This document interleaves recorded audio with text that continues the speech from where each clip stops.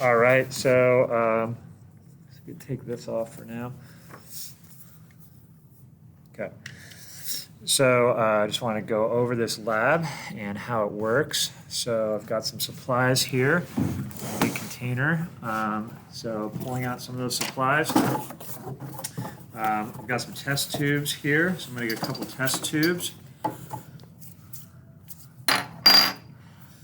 And then I've got some matches. I've got a matchbook.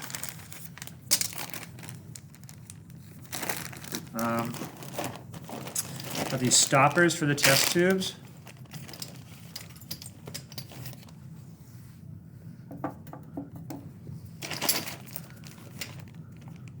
I've got a beaker. I've already put lye solution in here. There's very, very small amount of lye in there. It's an extremely small amount, but there's still lye in there. I have these charger packs with the alligator clips on the ends, and there's extra alligator clips in the bag here if needed. So there's our alligator clips connected to a power pack. Which means, of course, you're going to need a power source. So you might have to move tables to be nearby power source.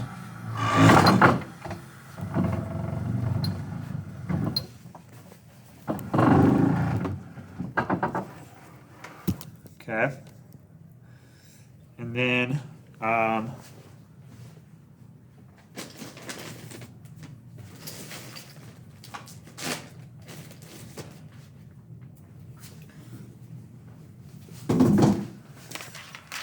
what I have are these are our anode and cathode. These ends will go in the tubes like this. The reaction will happen on the end there of the anode or the cathode. And then in here I've got these cover slips. So the first thing you do is you got to fill your test tubes with solution. You could also fill them just with water, is fine. I think it's a lot easier just to fill them with water. It'll mix with the solution once it's in there. But if it says to mix it with a solution, you can do either. Let's try with the water and see how it goes.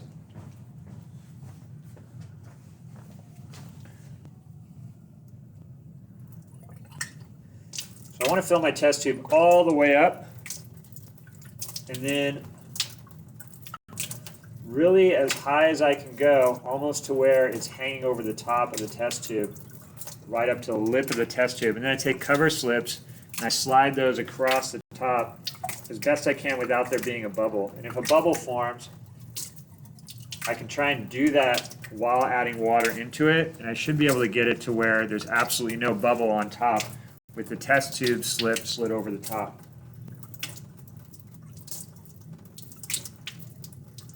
Okay.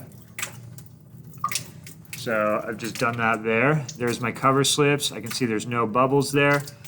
So what I need to do now is I need to put those into here. And what should happen is because of the vacuum seal there, they should stay closed when I flip them over, like so. So the water's staying in there, and then I set it in here. And if I shake it a little bit, that slip will just fall right off. And then it should mix with the solution. If I kind of move it around a little bit, the solution should mix with the water that's already in there. And then I'm going to take this one and do the same. Tip it, dip it. I got a little bubble in there. You know, that's not ideal. Really what I'd want to do is start over. It's okay. It's not the end of the world. But ideally, you don't have any bubbles in there.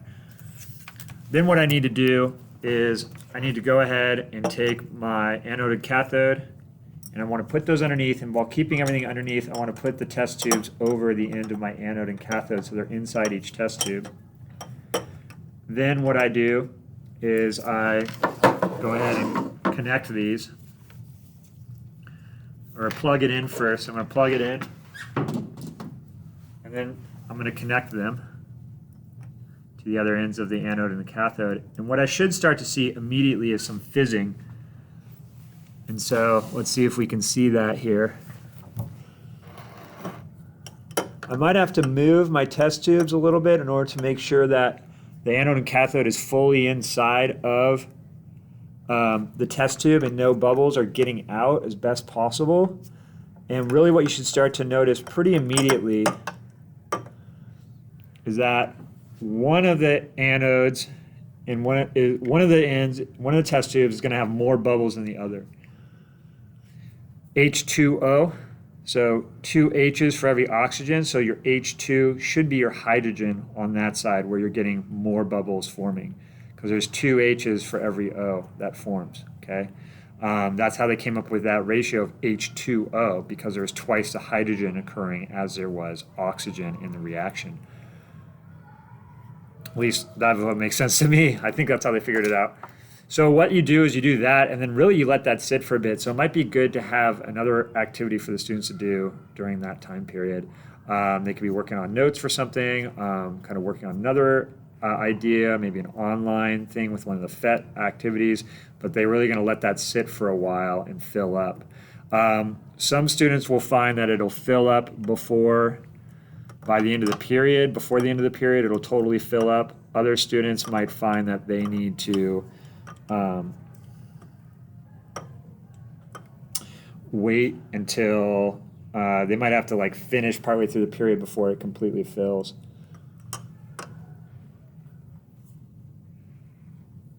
Now, I could consider adding a little more lye in here and see if that changes it and makes it a little fizzier. So I'm going to go get some lye. I didn't add very much. I'm going to add a little bit more and see what effect that causes. That might increase the flow of electricity.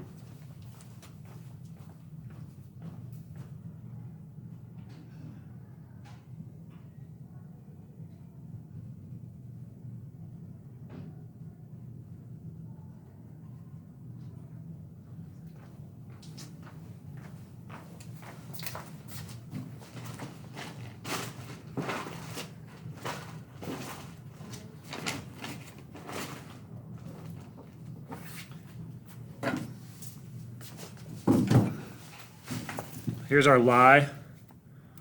Obviously not something to mess with. Very, very dangerous stuff. So keeping it out of the hands of students and producing that solution before class is probably a good idea, in the back room or just out of the way. So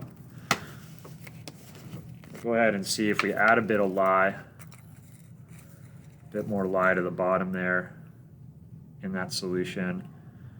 If we get any change to reactivity here. Also could be an issue I'm noticing, like there's a lot of corrosion on one of the cathode, or the anode or the cathode. I'm not sure which one it is. I'd have to look into that. The one that's producing oxygen. And so given that there's a lot of kind of rust forming there, it's probably needs to be maybe scraped, so maybe we want to sand those a little bit.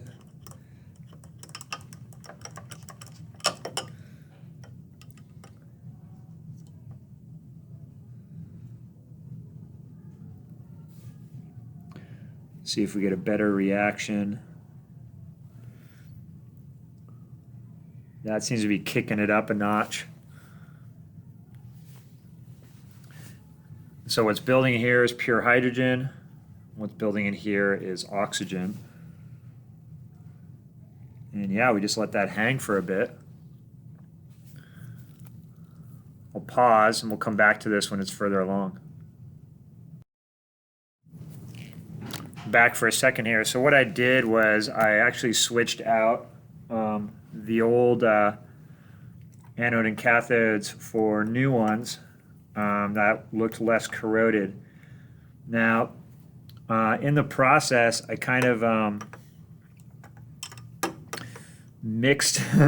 I swapped these for a second. I could tell because one of them, the one that was fizzing more, was the other one than before, which is not really ideal in a sense, because that means that I'm getting hydrogen and oxygen mixed into the same tube. When you ignite these to produce water again, the concentration of oxygen in the air is low enough that the reaction with the hydrogen is pretty mild. But if it's a pure 2-to-1 ratio of hydrogen to oxygen in that tube, when I ignite it, it makes a much larger explosion, which could translate to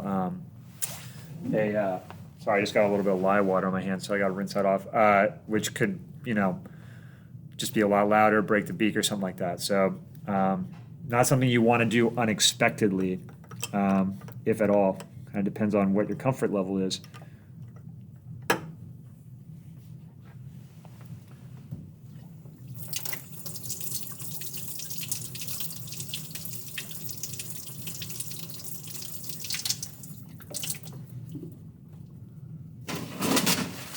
I haven't had an issue with that before, and what I have had students do before is they've had to switch their power packs. Sometimes those just need to be switched if they're not working so well. Sometimes the power packs just aren't.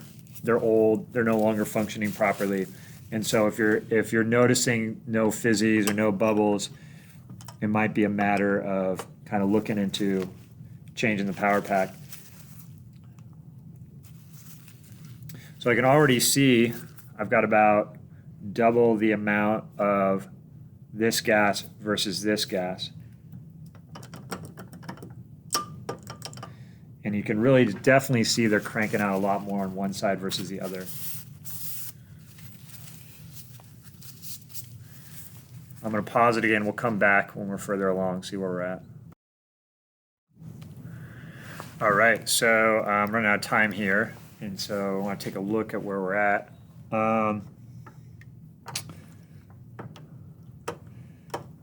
Seemed like the reaction slowed down a bit. I don't know if that's because of corrosion on the oxygen side. But anyways, what we'll do is we'll try the rest of the experiment here and see how it goes.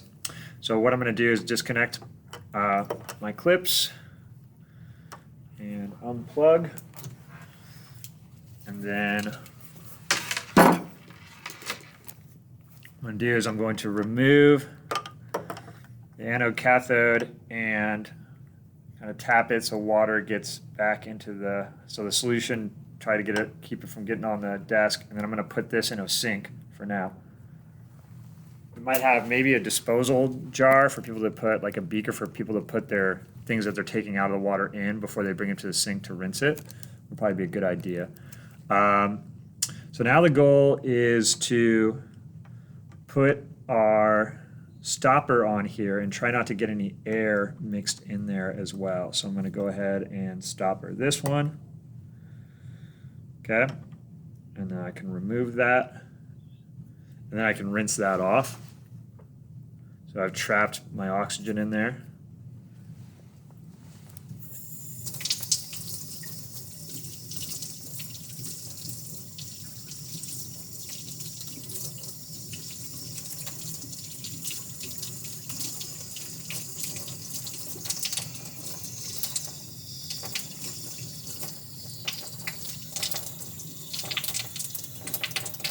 Some sort of holder for these would be nice.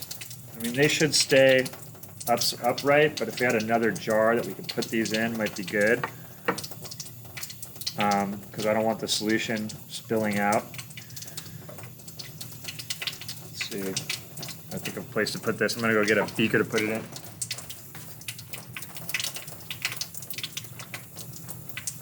So a second set of beakers, maybe 3 sets of beakers, so now I can put that in there. And I'm going to stopper this, my hydrogen.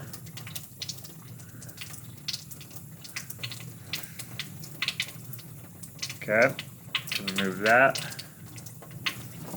Again, I'm going to rinse it. It's very important that you keep the stopper closed because hydrogen is really low density gas. So if I open that stopper, that gas will escape and head out into the room, and then I won't be able to light it on fire. So I keep that stoppered. Now you can observe the differences in the amount that's in each of those. It's about twice as much hydrogen as oxygen. Now I'm going to take my solution, I'm going to pour that out and rinse that.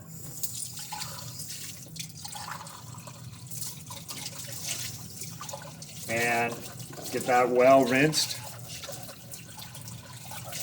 Doing that right away is important so students don't leave it on the desk and then cause it to spill. We don't want any lye getting spilled, of course, so that's rinsed. And then I can bring that back to maybe a storage tub I have for all my things. Here I've got my anode and cathode, again rinsed off. Put away. Make sure my hands are rinsed. Dry. Okay. So now, what I'm going to do is I'm going to kind of look at the effect of these. So we'll do the hydrogen first, see if we can get this happen. It's got to be pretty cool. You can hear the pop as it reacts. Hopefully, that's the goal. So it's kind of a two-person job. Usually I have one person light the match. Okay.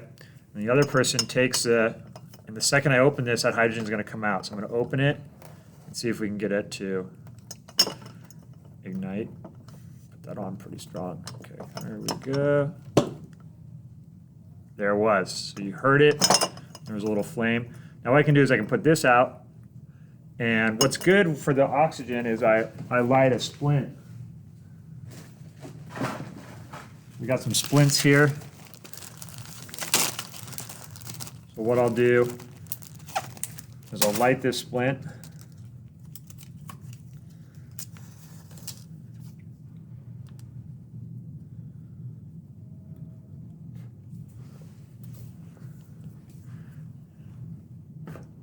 And now it's okay. Now what I can do is if I place this in the oxygen, it should light back up as I place it in there where it's high on oxygen. So you can kind of see when I placed it in there, it kind of lit up a little more. And if the students have a really good amount in there, it should light up a lot. So mine, I didn't get a lot. I think it might be the power pack I was using. Usually my students are able to get a pretty good amount. I've had some students who will completely fill a test tube through the period, and so they get a much larger reaction that they're able to notice. There are some bubbles in here. I was trying to see if I could get some of those bubbles to flare up a little bit. Oxygen is more dense, so it'll stay down in the jar as long as it's not really disturbed and it's kept upright. I'm almost seeing, it's very subtle, but I was seeing a little bit of, when I brought this down to a bubble, it seemed like it flared up a bit. Maybe it's just in my mind.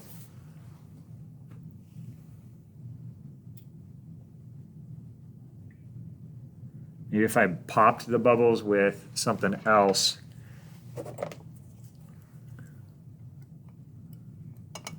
next to it.